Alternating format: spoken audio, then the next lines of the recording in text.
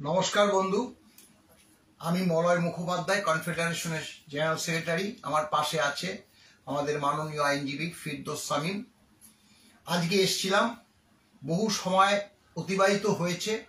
আগামী 12 তারিখ ডিএ নিয়ে যে মামলা, তার কনফারেন্স খুব সুন্দর মতোই আমিও বুঝিয়ে দিলাম।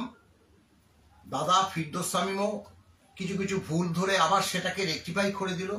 কারণ তিনি তো খুব ভালো মতোই জানে আমরা 16 সালে ট্রাইব্যুনালে মামলা দায়ের করেছিলাম। একটা মেনশন হিয়ারিং এর পরে 16ই ফেব্রুয়ারি 2017 থেকে আমাদের মাননীয় আমজাদ আলী মহাশয়, বিকাশ রঞ্জন ভট্টাচার্য, ফিরদৌস সামিম সহ তারা যে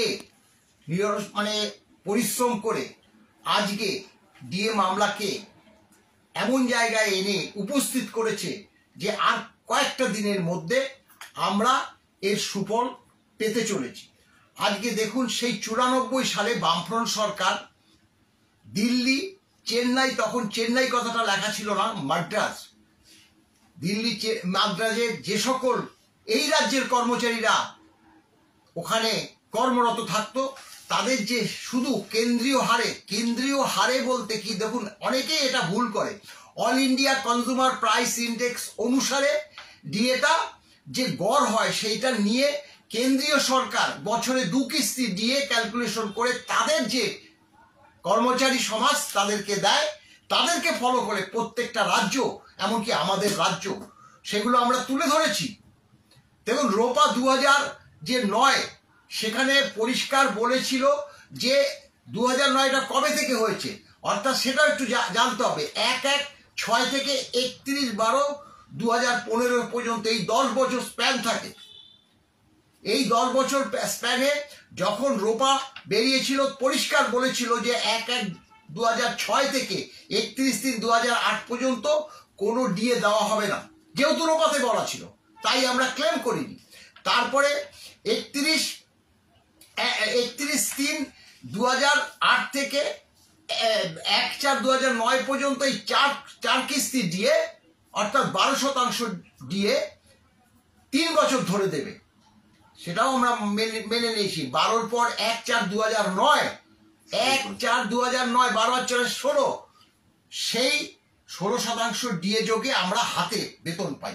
কারণ তখন ব্যাংকে অ্যাকাউন্ট কারো ছিল না, একদম ক্যাশ অ্যাকাউন্ট থেকে টাকা আসতো, ডিপার্টমেন্টগুলোতে বেতন হতো, সেটা সবাই কর্মচারীরা সবাই জানে, অর্থাৎ হাতে পাই। তারপরে বলা ছিল আফটার দ্যাট যে ডিএটা অ্যাজ পার সিপিআই অনুসারে দেবে। তাহলে দেখুন, 1/4/2009 পরে সবসময় কি হয়, ডিএ হয় জানুয়ারি এবং জুলাই। তাহলে 1/7/2009 আমরা ক্লেম করেছি। সেখান থেকে আমরা এই যে অ্যাজ পার সিপিআই অনুসারে যে ডিএটা দেওয়ার কথা ছিল, সেটা বাম সরকারও কিন্তু মানেনি। বাম সরকারের যে স্প্যানটা, অর্থাৎ যে ব্যাকলগটা ছিল, সেটা 5, 8 এবং 11 মাস। পরবর্তীকালে আমরা চার্ট দিয়ে, আপনারা সকলেই জানেন, আমি এবারও চার্ট দিয়ে আবারও দেখিয়ে দেব, সেখানে এই তৃণমূল সরকার, অর্থাৎ বর্তমান সরকার আসার পর 18 মাস, 24 মাস, 30 মাস, 36 মাস, 42 মাস, এমনকি 54 মাস পর্যন্ত ডিএ বাকি ছিল। এই ব্যাকলগ গুলো দিতে হবে। এবং আপনারা জানেন, এই যে 31/12/2015 যেখানে শেষ হয়ে যাওয়ার কথা, কোথায় গিয়ে শেষ করলো আমাদের বেতন কমিশন? না, 31/12/2019 এখানে পঞ্চম বেতন কমিশন এসে শেষ হলো।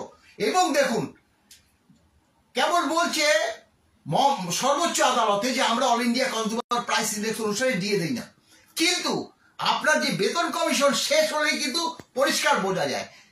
কিরকম বোঝা যায়? যেমন পঞ্চম বেতন কমিশনের all India consumer price index অনুসারে কেন্দ্রীয় সরকার যেভাবে অল ইন্ডিয়া কনজিউমারকে ভিত্তি করে লাস্ট যে বেসিক, তার উপর 1.86 বেতন বৃদ্ধি করেছিল, ষষ্ঠ বেতন কমিশনের 2.67 হিসাবে বেতন বৃদ্ধি হয়েছে। মানে কেন্দ্রীয় সরকার যেভাবে বেতন বৃদ্ধি করে, রাজ্য সরকার সেভাবে বেতন বৃদ্ধি করে। এখানে ইচ্ছে অনুযায়ী বেতন বৃদ্ধি করার কোনো জায়গাই নেই। All India consumer price index অনুসারে যে দিয়ে দেওয়া হয় সেটা আমরা কিন্তু একদম পরিষ্কারভাবে সর্বোচ্চ আদালতকে আমরা বুঝিয়ে দিতে পেরেছি। আমাদের আইনজীবী মাননীয় ফিরদৌস শামীম এবং মাননীয় বিকাশ রঞ্জন ভট্টাচার্য তাদের যে সওয়াল জবাবে সেটা কিন্তু সর্বোচ্চ আদালত স্যাটিসফাই হয়েছে। কিন্তু এই যে সরকারি আইনজীবী বলবো না, বড় বড় ব্যারিস্টার, তারা বিভ্রান্ত সৃষ্টি করেছে, সেটা কোর্টও বলেছে গুলিয়ে দিতে চাইছে। সুপ্রিম কোর্টের বিচারকদের গুলিয়ে দেবে অত সোজা? তারা জানে না, তারা সব পড়েছে, তারা সব জানে। আগামী 12 তারিখে মামলা আছে, আশা করছি ওই দিনই মামলার পরিসমাপ্তি ঘটবে। তবে আপনারা অনেকেই জানতে চাইছেন যে ওই দিন রায়টা হবে কিনা। সেটা মনে হচ্ছে, কারণ এই রায় একটা বড় মাপের রায় হবে, সেটা লিখিত আকারে প্রকাশ পেতে ওই সময়টুকুর মধ্যে হবে না বলেই মনে করছি। রিজার্ভ হয়তো থাকবে, তবে সেটা বেশি দিন থাকবে না বলেই, কারণ মাননীয় সর্বোচ্চ আদালত তো বারংবার বলেছে যে আপনারা এত ডিলে কেন করছেন, কেন ট্রাইব্যুনালের পরবর্তীকালে দিয়ে দেননি, কেন উচ্চ আদালত বলার পরেও দিয়ে দেননি। এই কথা কিন্তু স্মরণ করিয়ে দিয়েছে। আমার পাশে এবার মাননীয় ফিরদৌস শামীম আছে, তিনি কয়েকটি কথা যেগুলো বিগত দিনে বলেছে আরো কর্মচারী সমাজকে, সেগুলো জানান দেওয়ার জন্য দাদাকে অনুরোধ করব তিনি একটু এই বার্তাটা আমাদের কর্মচারী সমাজ, শিক্ষক সমাজের কাছে তুলে ধরুন। দেখুন, আপনারা প্রত্যেকেই জানেন এই মামলাটি রোপারুল 2009 নিয়ে, এই মামলাটি রোপারুল 2019 নিয়েও নয় বা রোপারুল 1998 নিয়েও নয়, খুব পরিষ্কার করে বললে।